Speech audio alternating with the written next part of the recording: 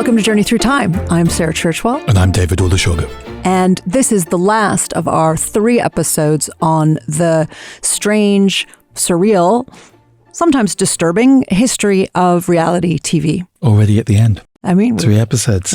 It's a great story, but we've still got to catch ourselves up to the present. And included in that present is the fact that you, David, are participating in reality TV as we record these episodes. Yeah, after decades of watching it and being inside the TV industry and making it, I have, for reasons I'm still not entirely sure why, become a participant rather than a viewer of reality TV, though I think Traitors is a sort of gentler form of reality TV than many of the shows, well, a lot of the shows we're going to talk about in this episode, because we're in the 2000s, the kind of really crazy decades of reality TV. But really what began that era was Big Brother, was the show that built on the success of MTV's The Real World and became kind of the show that just kind of revolutionized television. Well, and it was a show that I know you really loved. Yeah, it was. I said in our first episode, I was a young TV producer making my first programs, and Big Brother just transformed what TV could be, not just what it could do, but kind of the cultural position it could operate. And it was a really exciting time. I was making documentaries. I wasn't making anything like that.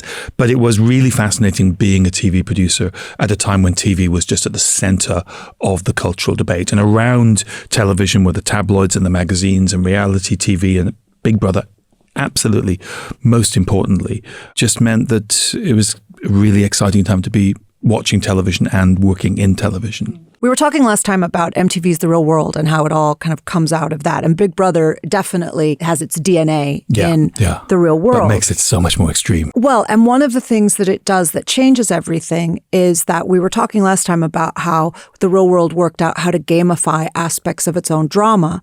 But Big Brother adds another element of gamification by bringing in the audience. Yeah, it is innovative in so many ways. In The Real World, the MTV show, people weren't filmed all the time. They came and went. Some of them had jobs. Mm-hmm. They were filmed when they were in the house.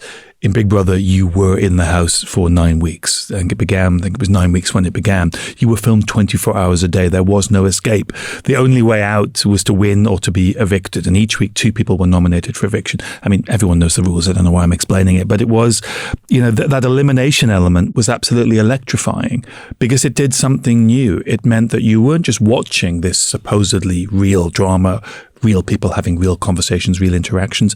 You could intervene. You could write the next chapter. You could decide which of them went and which of them stayed. Yeah. And that kind of sense of being able to be one of the authors of this story, people love that. Yeah.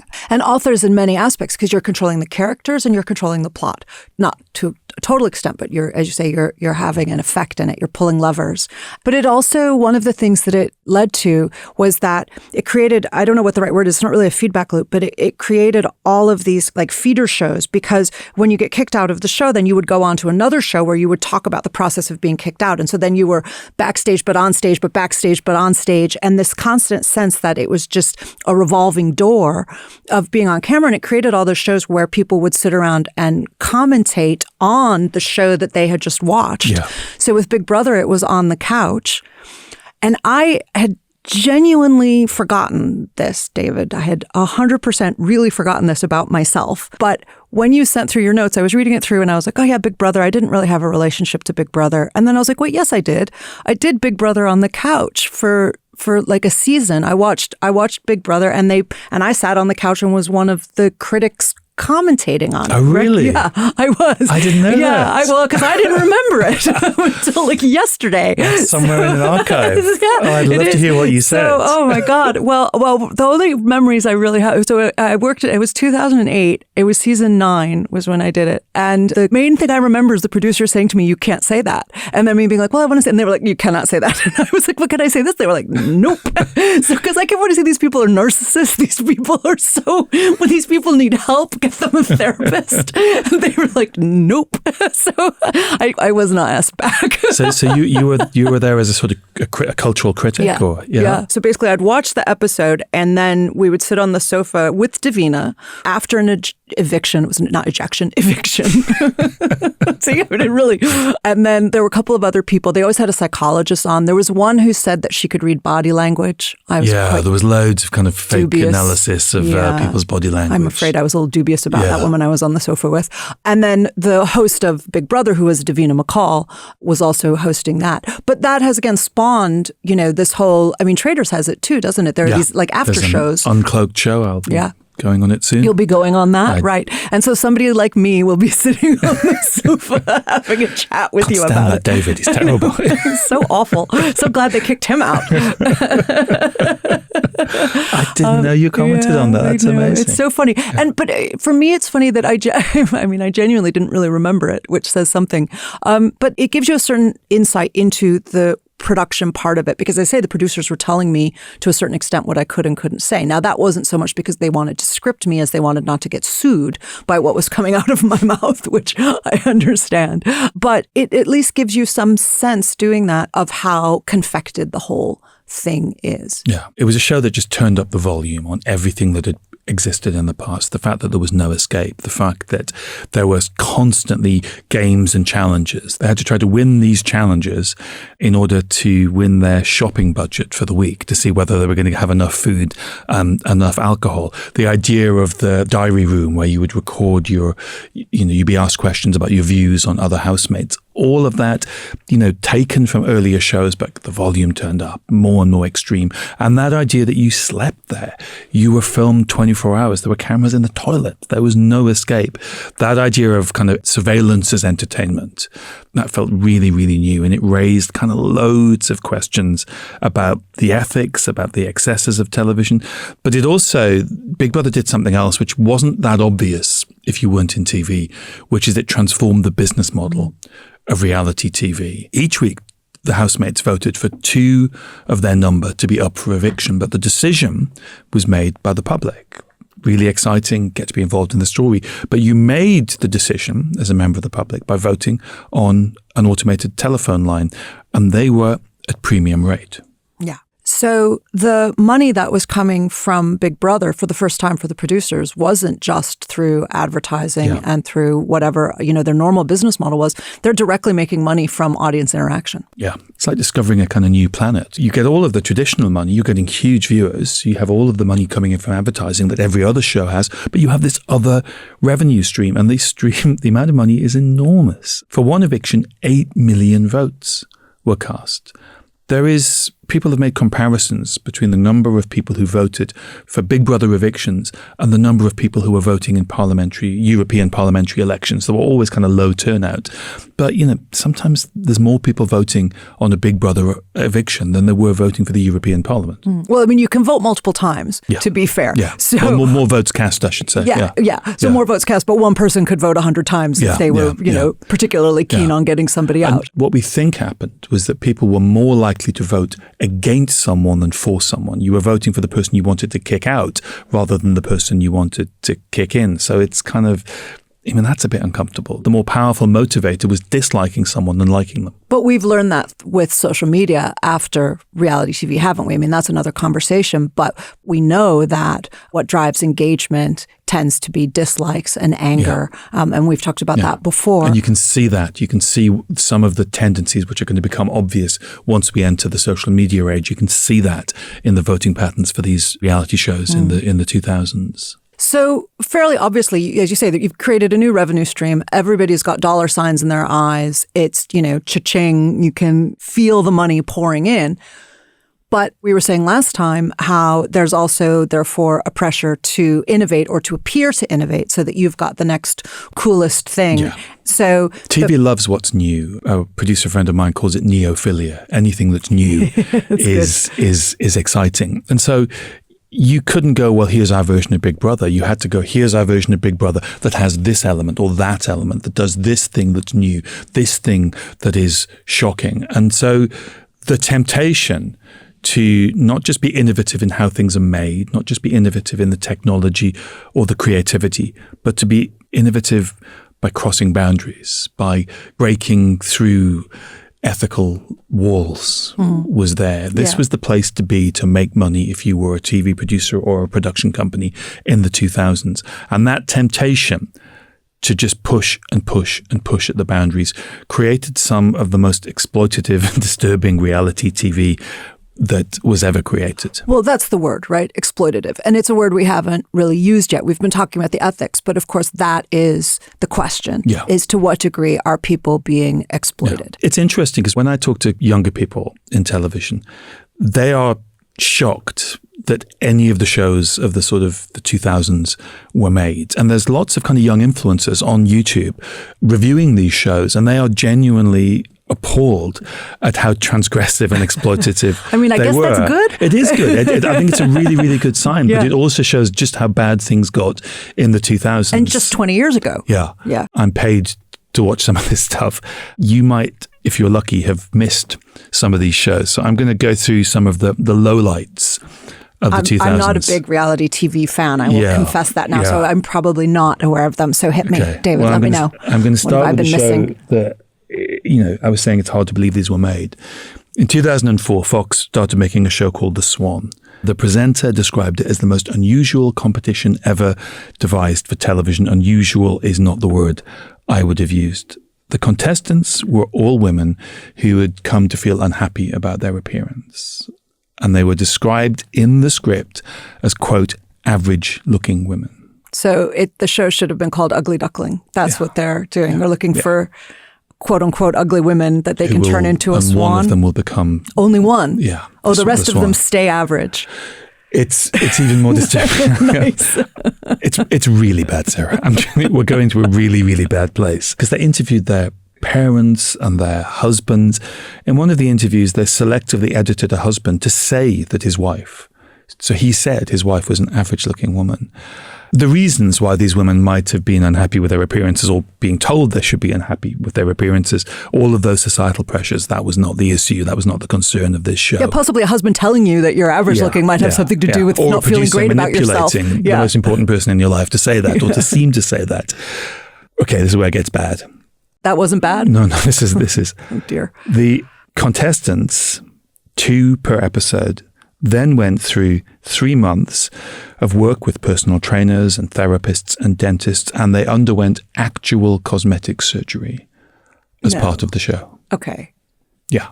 They literally... Yeah, no. There was a team of cosmetic surgeons who literally operated upon them. And at the end of every episode, these 2 women who have been transformed or operated on or whatever adjective you would like to use, and there's many we could choose, they kind of went up against each other, and the most transformed went through and the other was eliminated. And then at the end of the series, those who'd survived took part in a beauty pageant to describe which of them was now the most attractive, and they were crowned the Swan. Wow. Yeah. That is just so disturbing on so many levels. I don't even know where to begin. No, I mean, we'd need a whole series on the depth to which reality TV went. It is a genuinely shocking show, and I'm really pleased there are young influencers out there on YouTube now dissecting these shows. So that was a very bad metaphor. But fair. And being shocked by them, because we should be shocked. Another show that you're lucky if you didn't see was called Who's Your Daddy? Uh-oh. A woman who had been adopted at birth was put in a sort of Big Brother style house with 8 middle-aged men, one of whom was her biological father. Right. And she had the chance to win $100,000 if she could identify which of these men was her father. And if she chose a man who was not her biological father, he would win the $100,000. Not surprisingly, children's charities, adoption charities complained and vilified this show. That didn't stop a follow-up show called Who's Your Mommy? Another show that I'm afraid, again, involved cosmetic surgery was I Want a Famous Face, in which what to me looked like pretty young, pretty vulnerable people had elective cosmetic surgery to try to make them look like their favorite celebrities. Seriously. Wow. Yeah. There's one more. There's a British show called There's Something About Miriam. So it wasn't all just in America, because those are all American shows. They're all American. This is Britain's claim to infamy. It was a British show in which 6 men fought for the affections of a model called Miriam Riviera. And at the end of the show, it was revealed that Miriam was a transgender woman. this is a show that's actually kind of it's become kind of more infamous more recently because it speaks to everything that was wrong with the treatment of gender issues and transgender people. It is a truly shocking show. It ended with a lawsuit, and it is rightly becoming, more infamous with each passing year. One of the influences and factors that we haven't mentioned, which we don't need to dwell on, but is worth just bringing into the story, is that when you describe things like Who's Your Daddy and Who's Your Mommy, it reminds me of episodes of Jerry Springer, or here it's Jeremy Kyle. That's right, his name? Yeah. Where, for people who don't know those shows, the talk shows where it would be that kind of scenario, right? You would sit down and you would have a paternity test in front of everybody and find out who your father was and that sort of thing. Yeah, it wasn't just reality TV that was kind of like crossing boundaries and breaking through ethical standards in this period. But I mean, some of these shows, cosmetic surgery is entertainment. I mean, if reality TV ever has its equivalent of the Nuremberg trials, I mean, the producers of some of these shows will be in the dock. I mean, these are rightfully vilified shows now. Yeah, but also we've been talking throughout this story about the ways in which from the beginning people could see that its effects were going to not just be on the people taking part, but upon society at large. And the ways in which exactly that gamifying cosmetic surgery so that you become your favorite celebrity on TV as you're trying to become a celebrity. I mean, all of the ways in which that has to be toxic for the people taking part, but is also, maybe they're happy and I hope they are, but it feels toxic. And the ways in which then, it has a kind of toxic after effect on society and culture as well that we are definitely still in the midst of. I think it's certainly had a coarsening effect on society. I mean, lots of people who took part in these shows, it's worth saying, don't regret it. They had good times. They had formative experiences. There's a lot of people who have positive experiences. And I hope they're all happy and thriving. I have more respect having taken part in Celebrity Trait. It's a very gentle show compared to these monstrosities. I've got more respect than I could have dreamed of people who take part in reality shows. But as you say, it's the producers, not the participants who maybe need squaring up to. But I think the other thing that it did, if you were a young person in this period, was it showed to you, it demonstrated that there was this new ecosystem that could transform your life. That if you went on one of these shows and you were successful or you were just kind of caught people's attention, you could have just an astonishingly different life. You could rewrite your fate with 6 weeks in a reality TV show.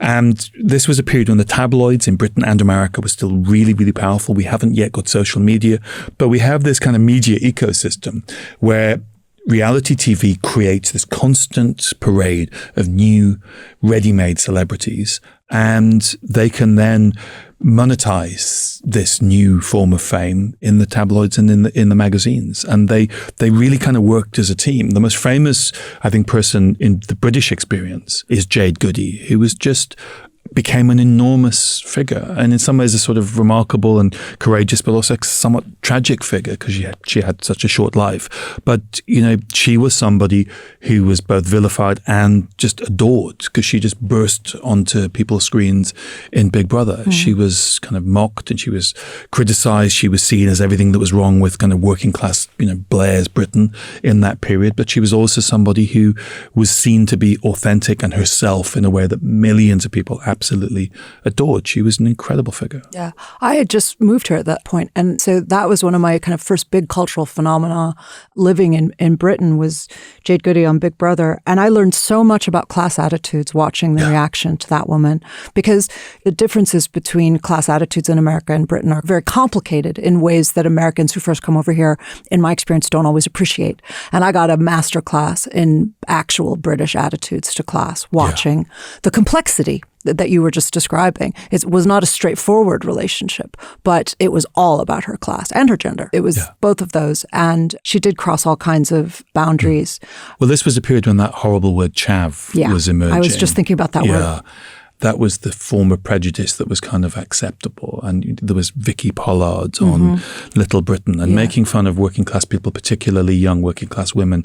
That was kind of fair game. And I think Jade emerged at exactly that moment when it was deemed okay to ridicule her. And again and again in the history of reality TV, people have emerged who become the embodiment of a phenomena. And it can be remarkable and positive, like Pedro Zamora on The Real World in the 1990s, where a man with HIV/AIDS gives a face to that terrible condition. But with Jade Goody, it was the old festering British wound of class.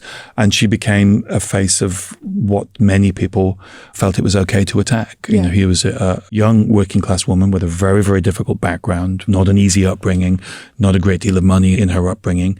And yeah, let's make fun of her. It was pretty awful. And partly making fun of her for her aspirationalism, because that's part of what the it's because she made money. That was the thing. It's not just here's a working class woman. Here's a working class woman with far too much money. Yeah. And it's a bit like the hatred that you often hear about footballers. Yeah. It's that you've gotten above yourself. Yeah. You shouldn't have that house and that car with that accent and that background. Yeah. In America, we use the word uppity sometimes. Uppity, and that was kind of the attitude that I saw there, was that she was getting above herself and she was having things she wasn't kind of entitled to according to the rules. But again, what we're doing now is exactly what reality TV can do. Is an individual is thrown into the public debate and they become the lightning rod through which we have discussions. Yeah. You couldn't discuss class in this period without mentioning Jade Goody. Yeah. And it kind of reinforces the view I really believe, which is that this stuff is absolutely central to our culture. And, as a historian, I think it's as valid as discussing anything we've discussed on Journey Through Time. No question. And for me, then, the next one I think about in America is the Kardashians. Yeah. Now, the Kardashians don't have the same background as Jade Goody, but they very much provoked a conversation about class, about entitlement, about whether you deserve to be rich and famous. Obviously, as you say, Jade Goody had a tragic fatal illness. The Kardashians are thriving, but they became famous for being famous, and then they kept upcycling. So, they weren't celebrities when they started, and then they became famous, and then they kept creating new versions of fame, and they started taking control of that story. So it wasn't just the tabloids making money off of them and exploiting them. They started to exploit their own fame in the way that I think most early reality TV stars were dreaming of, but didn't quite pull it off. And then they become this empire, right? Social media empire, beauty empire, fashion empire. People now talk about them as American royalty, right? I mean, I have a complicated relationship to describing people in those terms, but they are described that way. And so that famous for being famous can literally make you a billionaire. Yeah. I guess the other big show of this period in the States was Survivor.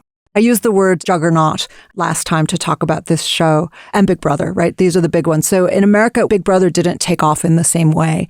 It was Survivor. Yeah, that was America's equivalent of the kind of breakthrough show. Yeah, but with very American aspects to it. So it's a much more of a dog-eat-dog kind of scenario, putting people in an isolated rural location. Yeah. So it takes some of those social experiment reality TV tropes from the early days of the 70s, like Living in the Past. Your Iron Age show, yeah. But it's very, very different. I mean, this is really entertainment. Yeah, exactly. So there's much less kind of experiment, and it's much more clearly what we now call like unscripted dramatic television, right? So that there's the story is driving it. We've been talking about the movement between American and British formats, but of course Europe is very much involved in, and Big Brother was Big Brother was Dutch. Was Dutch from first, the Netherlands, right? And Survivor is from Sweden. Survivor is Swedish, right? Yeah. So they had a show called Expedition Robinson, which I think was a version of like Swiss Family Robinson. Right. And so then it was, so you're castaway, and they take the castaway logic that we were talking about and then say, okay, so you're Robinson Crusoe, you don't have normal implements and technology and everything, and how are you going to make it in the jungle? So you add the kind of survival in the jungle aspect, and so it's got bits of each of those. But it's heavily gamified. Very Survivor. gamified. It's got the elimination aspect that the other ones that we've been talking about. In Survivor, they have a tribal council. Yeah, I remember the tribal council. Yeah, it's some of the imagery is maybe a little bit problematic, but so they're having a tribal council. But the tribal council is really kind of like a jury trial. Yeah, it's a kangaroo court, basically. It's a kangaroo court, that's it, exactly. So they kind of put each other on trial, very Lord of the Flies, and then they kick somebody out. And so it's another step in the evolution. It will lead to things like I'm a Celebrity in the UK. I think we've talked about the two most important shows, really, Big Brother and Survivor, one in the UK, the other in the US. I mean, these are the shows that build the foundations for kind of where we are now with reality TV. Reality TV is still evolving. We have some more stages on the journey to come, so join us after the break. So we've been talking about reality TV in the kind of terms in which it's understood, which is that it is unscripted. That's how people sort of were encouraged to think about it. But as we've been saying, behind the scenes, the reality was very different. Yeah. I mean, how real reality TV is or can be has always been the big debate. What I kind of loved about the past couple of decades is that people have really admitted that. And there was this phrase, I can't remember when it emerged, when it became a sort of category at the award ceremonies called constructed reality, which was really an admission that we are kind of making a lot of this stuff up and we're putting people in these situations and we're scripting stuff. There's a moment I love in 2004. The Hollywood Writers Union demanded payments for people who were script writers for reality shows, because what reality did was it called people, their title, their credit at the end of the show was story editor. And that meant they could be paid less because they weren't in the kind of normal union rates. And it also disguised the fact that they were writing scenes. Sometimes they were writing dialogue in some of these constructed shows. I loved the idea that the Writers Union kind of in some ways outed how fake this was by saying these guys are screenwriters and you need to pay these people because this stuff is written. Yeah, because it's fiction, right? We are creating fiction here. But we're at a point now where the boundaries have blurred so much that we're watching reality television, but reality has stopped meaning reality. Yeah, exactly. Yeah. And at the same time, the opportunities, the potential for people who appear on these shows to kind of occupy a new position in society, but also kind of make the most of it is astonishing, because what emerges over the past sort of 15, 20 years is a kind of new kind of profession.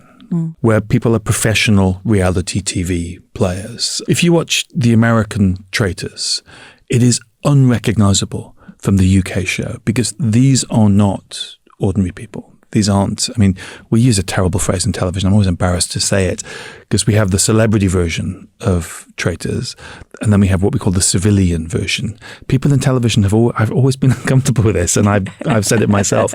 We call everyone else in the world civilians, which I kind of think, the army gets away with that. Yeah. I'm not sure. Yeah, I'm not sure you've earned it. No, yeah. So we openly, I'm afraid, say the civilian version of Traitors. Okay. They're real people. Yeah. The American version, which is not a celebrity show, but those people are reality TV professionals. They're people who've made a really, really good living moving from show to show. This is the way it works, is you get cast on a reality show like X Factor or Love Island or The Only Way is Essex or Geordie Shore.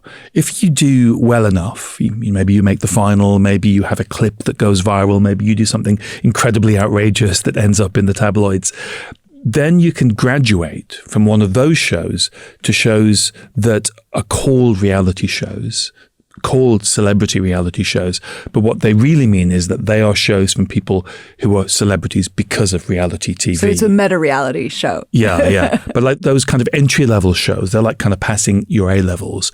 And then the celebrity shows are like sort of going to university. And things like Celebs Go Dating. Those shows, the people in them are people who were successful or popular in an entry-level reality show. Again, this is not to criticize these people. These are young people for the most part, very often working class people who are making the most of a door that's been opened by the TV industry. Good luck to them. I have so much respect, having done Traitors now, so much respect for them. But it is this kind of strange kind of world where nothing really means what it says. But they do, because they have been performing in the shows that they've been performing in, they've created kind of persona, don't they? And they bring that persona with them. Yeah. So there was famously Nasty Nick from Big Brother, and there were other equivalent ones in America, of course, where you have this character that you take with you, and then you take a fan base with you too. Yeah, exactly. And if you're a producer of a reality TV show, recycling someone who is in another show who already has an audience, already has, as you say, a fan base, who's known to the audience, it takes the risk out of TV. And a lot of TV is about de-risking what you're doing.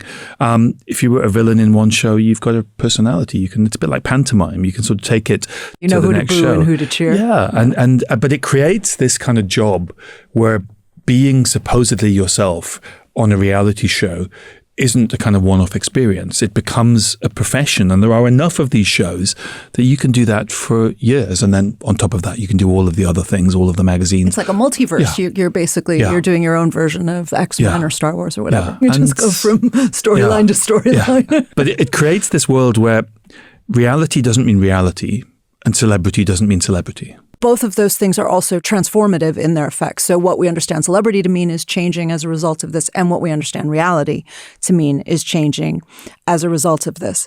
Because the fact is that it isn't just that reality TV has blurred boundaries about what we think reality on television looks like. There are some very, very important examples where reality television has shaped the reality of the world that we all live in right now. And the obvious one, the biggest one by any measure, Donald Trump. Yeah. I mean, the recycling of reality TV stars, building new opportunities off the back of reality TV fame. I mean, the big story is the guy in the White House. If you think about Trump before and after reality TV, The Apprentice, the show that really made him, it is, it's night and day. But, before The Apprentice, he was fighting to stave off bankruptcy of his casinos. He was kind of restructuring loans. His tax returns show that he was carrying forward hundreds of millions of dollars in losses every year. And then the show comes up. The Apprentice. And, again, we've been talking about the parts of this that we remember. And because Trump was a celebrity in the 80s, I remember him. He was in Home Alone 2. Yeah. We knew who he was. He was tabloid fodder. He was on the covers of magazines and things like that. And he was absolutely a joke. And then they create the show, The Apprentice. And by that point, I was already living in Britain. But I remember going home and my family was watching it. And I was just going, but this guy is horrible. Like, what are you doing? And they were like, oh, but it's just so entertaining. Anyway, the politics of it have of course shifted. But it was a very, very successful show. And it was actually a British television producer behind it. Yeah, it was a guy called Mark Burnett, who really is a kind of legendary figure in the world of television. He was the guy behind Survivor. British guy, moved to America when he was quite young. He's ex-British Armed Forces. And after Survivor, he wanted to create a new show. And the networks, because Survivor had been such a big hit, they were desperate for what his new show was. And I guess what he did was he took the jungle in Survivor and made it the concrete jungle of New York. And the idea was to create a show with a tycoon, a kind of millionaire, billionaire, whatever. And the task would be a business task rather than a survival task. And each week the losers would be eliminated. Each week they would do challenges, but the challenges weren't survival challenges. They were business challenges. And they were looking to cast their kind of millionaire tycoon. So Mark Burnett's team considered Jack Welch, who was a famous American CEO. They considered Warren Buffett, the billionaire investor, and they even considered the British millionaire or billionaire, I can't remember which. I think he's a billionaire. I don't want to insult him. Yeah. Billionaire, he's got lots of money to sue me. Exactly. Richard Branson, but they chose Donald Trump. Now, there's a statistic which I think is really interesting. Before the show, he had 98%, Donald Trump, 98% name recognition. So he was really famous, as you said. He was everywhere. He'd been in Home Alone. He was synonymous with those kind of big buildings in New York. He's a famous figure. His favorability rating was only 58%. The Trump that emerges from The Apprentice is kind of formed by that show because it presents him in all sorts of ways that are kind of now central to the kind of Trump brand. I mean, you'll remember the opening of the show. I remember it very well. So it's always showing him in a boardroom. He points this finger and says, "You're fired," right? And it shows him being decisive. It shows him being authoritative. It shows him very much in command of his environment. He lands on a helicopter on the top of Trump Tower. Yeah, and it's he strides out. Business empire. Yeah, and he strides out, and he's always got this overcoat on, and flunkies following him around. And then they would always begin with him pointing, "You're fired," but you wouldn't know who he had fired until the end of the show. So it sort of creates this cliffhanger, right? And the thing is that, as you say, at the point at which he made this show, we know very well that he was in all kinds of financial trouble. He was not a successful businessman. And the show created the impression that he was. And it really cannot be overstated the effect that had on his political career.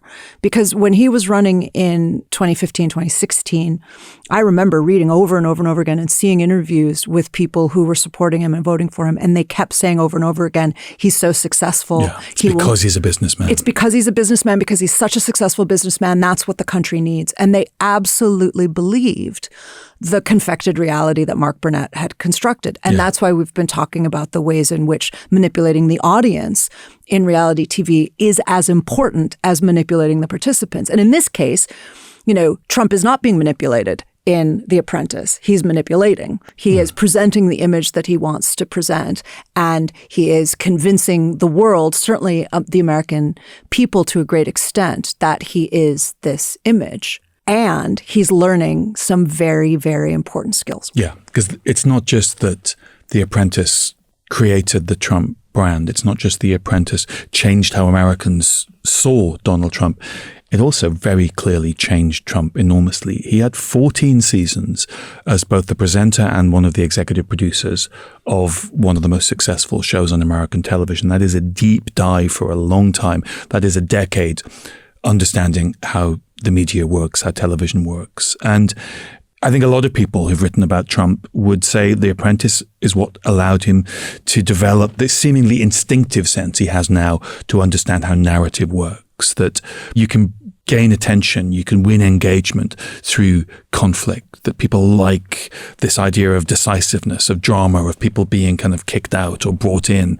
It built up this sense where he is able to understand how to dominate the narrative.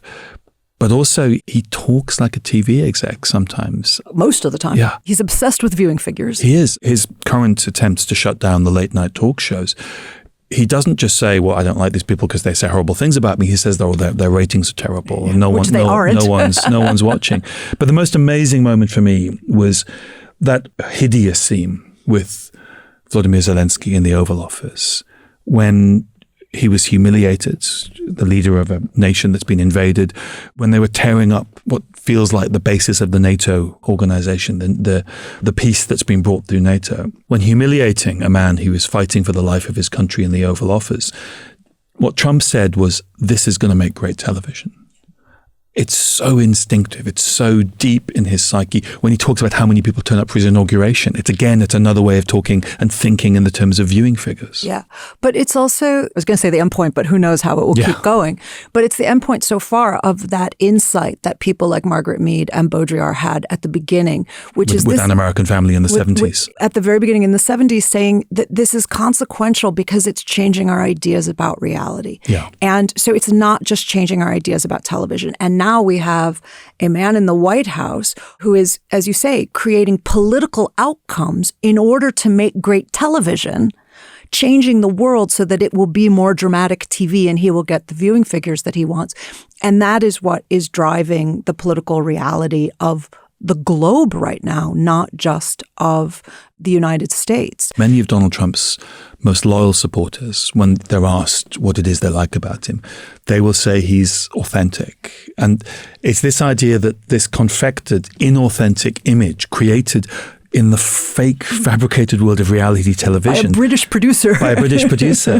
That idea that what comes out of reality TV is authentic rather than confected.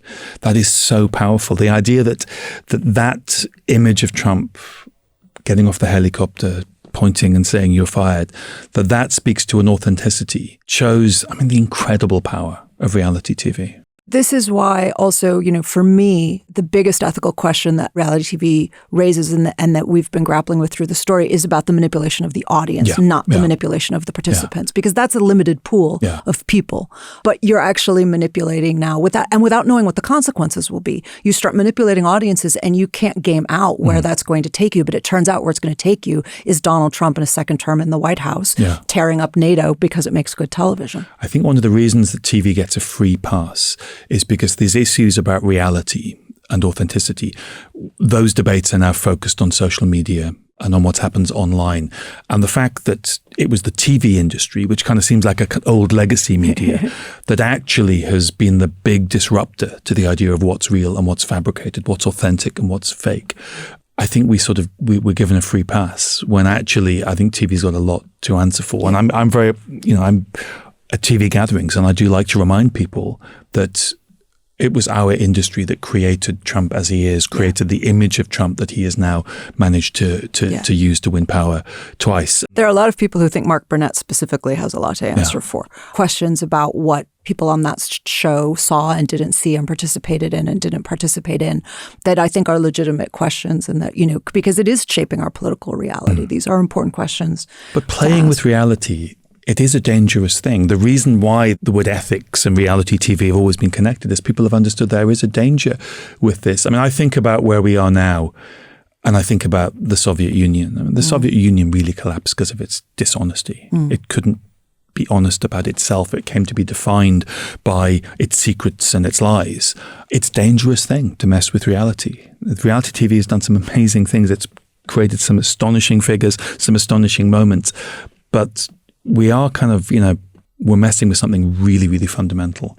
What's real and what's not real. Yeah. And of course, the next step in that is AI and what it's going to do to reality TV. And the potential of AI is absolutely astonishing. We talk about how there might be personalized medicine in the future.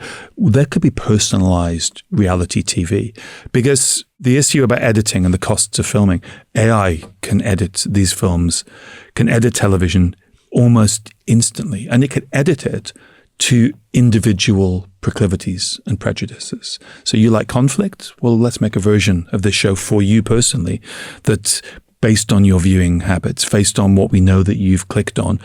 It works for you. Or maybe you like people working together as a team. Well, here's a more gentle version of the same show, edited from the same 1,000 hours of material. The other question is, will the participants in reality TV in the future, will they actually be real? Will we have reality TV with AI-generated participants? Right. Yeah. Then it is characters. Yeah. So, I mean, But that's definitely not reality TV. No, yeah. I mean, we are through the looking glass already with the idea of what's real and what's unreal. But AI's potential to change it even further is absolutely astonishing. And, we said at the beginning of this series, this has been 50 years? It's been our lifetimes. We were kids, I was 3 when An American Family was published in 1973.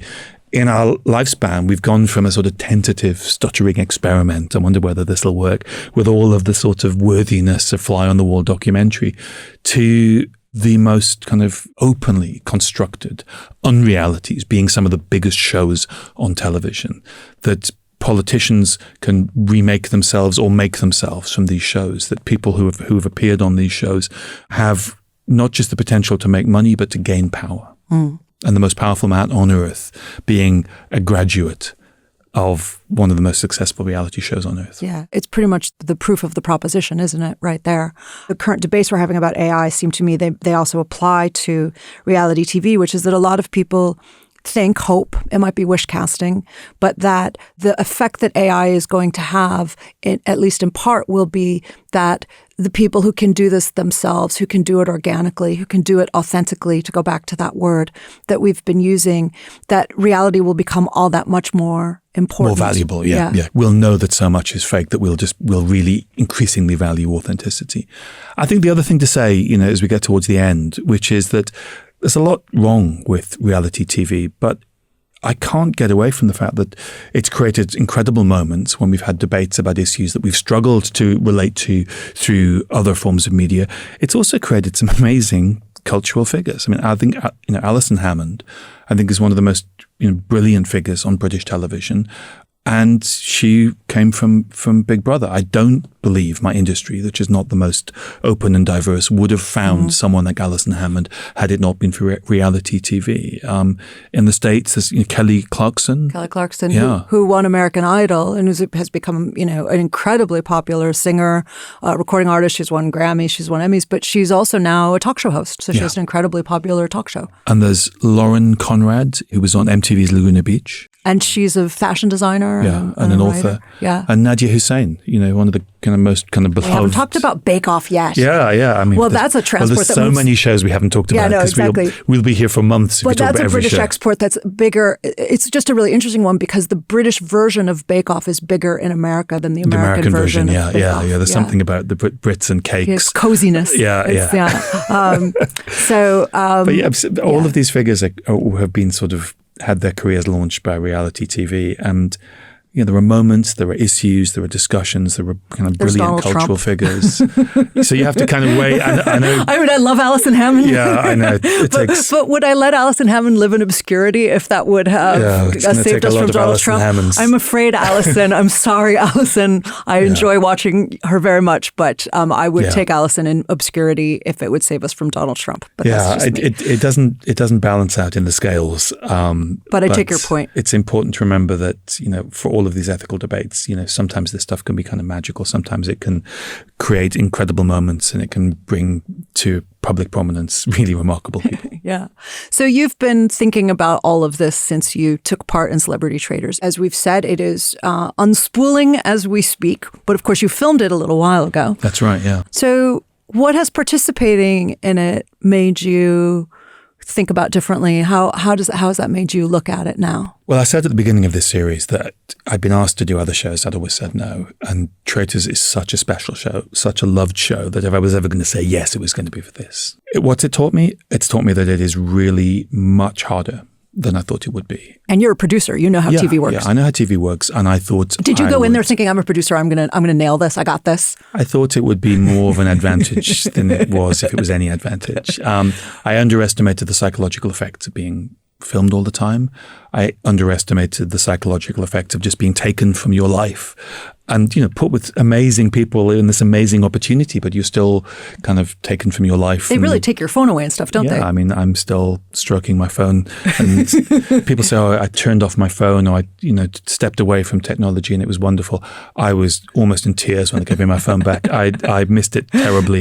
I didn't enjoy a second not having my phone or email. And I don't believe people when they say it was wonderful and liberating. It was horrible. It was like being sent back to an Iron Age village. It was awful. I think the main difference coming out of that show is that when I watch reality TV shows with young people for whom winning or doing well or getting the prize money would be transformative for their life, I can now imagine the pressure that they're under. We're a bunch of kind of people from television and various media. We all kind of were quite competitive, but it's not the same. And so those young people... Well, the stakes weren't as high for you. Yeah, exactly. Yeah. But those young people who take part in those shows and who see it as this, great life-changing opportunity, the pressure they're under, the poise with which so many of them operate in that incredibly unnatural environment, I have more respect for them than I could have dreamed. Because you still really want to win, don't you? I mean, you're really, come on, you're competitive. No, we can admit that you're competitive. The thing I don't know, however, when I'm sort of trying to summing up the experiences... I mean, you know if you won or not, but you can't tell us. I have no idea what's in the shows, because I'm watching them as everyone else is watching them. So I can't really sit here and go, well, it was a good experience or a bad experience. Because you don't know how you're coming off. Yeah, I have no idea. So, I mean, not only am I not seeing them in advance, almost every broadcast, I'm going to be on stage. I'm doing a speaking tour. So I'll be seeing them after people have seen them. So we'll all be forming our judgments before you even have a chance to. You will be, We're going to know what we think. How much were you thinking about things like Real World when you were in it? Thinking, I've been watching this in Big Brother, I've been watching this since I was a kid, and now here I am in this scenario doing it. I think the grammar of Big Brother was on my mind some of the time. And I think, because that show, I was of the age of the people in the house when that show emerged. It was the big show in Britain. And I did love it when it came out. And I think that was kind of in my mind. But it is so much part of our culture. And to be given the chance of taking part in this cultural phenomena, which is just huge, this may not at all be the way things work out. But I always like to think that you regret things that you didn't do more than things you do. I mean, they may be really famous last words. I was going to say, exactly. I may really be taking that back next time I see you. I was going to say, because I will check in after they've all been released. Hoping that cliche is correct, I thought I might regret saying no to this more than I might regret saying yes. But we shall see. Well, everyone shall see. We shall see. That's the problem. It's not just me who shall see. I cannot tell you how much I'm looking forward to this. The only thing that I knew ahead of other people, and I don't know anything about the outcome of the show, you have been incredibly careful about not telling anything to anybody as far as I know, certainly not to me. But you did tell me early on that you were going to do it because of our scheduling. And so I couldn't tell anybody even that I knew you were going to do it. But so I've known for a while that you were going to do it. And I have just been looking forward to this so much. I cannot even tell you you how much fun this is going to be. I hope you're right. I'm really, really confident because, we were saying it's a strange thing to think about, watching yourself, having watched, Big Brother or having watched The Real World. But I've never watched anybody I know well do it. And so I just think it's just going to be a hoot. I'm so looking forward to this. It's going to be something. It was the only show I would have considered, but we shall see. Yeah. The other thing that, of course, many of the people who watch the show are desperately interested in is Claudia Winkleman's fashion choices. But I know you can't give those away. You signed all kinds of NDAs, and I'm sure you can't talk about her fashion choices ahead of things. All I can say is I think no one's going to be disappointed. Oh, great. It's been great talking about the strange, disturbing, wonderful car crash history of reality TV with you. I'm so glad you wanted to do it, and I have learned an immense amount and really enjoyed it, and I hope that everybody else did too, and that they will enjoy watching you as much as I'm going to. They probably won't enjoy it as much as you're going to, but I hope they enjoy it. But I hope they enjoy it a lot. Thanks very much, and I hope you enjoy it too. So thank you very much. We will see you next time. And thank you for listening.